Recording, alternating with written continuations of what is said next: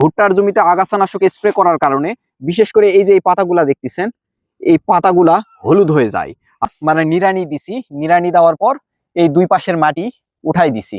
কিছুটা আপনি আলু যেভাবে বাঁধে ঠিক আলুর মতো করে আমরা এই ভুট্টার গাছের গোড়া বেঁধে দিই। আসসালামু আলাইকুম। আমরা আসছি আমাদের এই ভুট্টার জমিতে। আমাদের এই ভুট্টার গাছগুলার বয়স হচ্ছে 6 পাতা। এই সময় আমরা সাধারণত এই যে মাটিগুলা, এই যে ঘাস দেখতেছেন, আগাছা আর কি, এই আগাছাগুলা আমরা কোদাল দিয়ে নিড়ানি দেই। নিড়ানি দেওয়ার পর আমরা এই গোড়াতে মাটি উঠাই দেই। মাটি উঠাই দিলে আমাদের আর আগাছানাশক দিতে হয় না। আপনাদের একটা কথা বলি, সেটা হচ্ছে যে আমরা অনেকেই আছি যে ভুট্টার জমিতে আগাছানাশক স্প্রে করি, যেমন ইউকন আছে, তারপরে ক্যালারিস আছে, এই ধরনের আগাছানাশকগুলো আমরা স্প্রে করি। তো ভুট্টার জমিতে আগাছানাশক স্প্রে করার কারণে বিশেষ করে এই যে এই পাতাগুলা দেখতেছেন, এই পাতাগুলা হলুদ হয়ে যায়। আর ভুট্টার যে স্বাভাবিক বৃদ্ধি, ওই বৃদ্ধিটার ব্যাপক পরিমাণে ব্যাঘাত ঘটায়। বিশেষ করে এই যে মানে আগাছানাশক স্প্রে করার পর যে ভুট্টার যে বৃদ্ধিতে যে ব্যাঘাত ঘটায়, এটা সেরে উঠতে মোটামুটি আপনার 15 থেকে 20 দিন কিংবা তারও বেশি সময় লেগে যেতে পারে। এখন হয়তো বা অনেকেই বলবেন যে ভাই, আমি যদি আগাছানাশক স্প্রে করি তাহলে আমার খরচ অনেক কম হচ্ছে, আমি যদি নিড়ানি দিতে যাই তাহলে আমার অনেক খরচ বেশি হবে।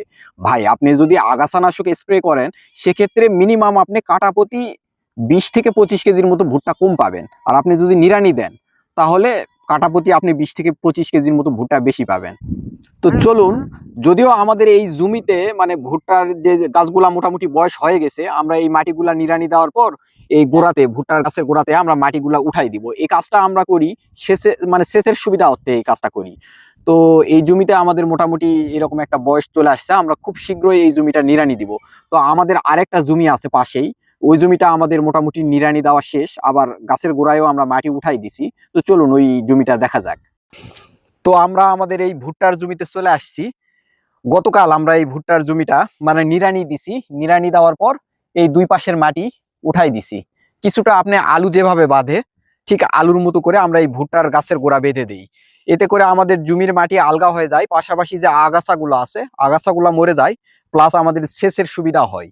তো আমরা সাধারণত ভুট্টার গাছে আগাছানাশক দেই না, আমরা এইভাবেই ভুট্টার জমিতে নিড়ানি দিয়ে থাকি। আর আলহামদুলিল্লাহ এইভাবে ভুট্টার ফলনও অনেক ভালো পাই।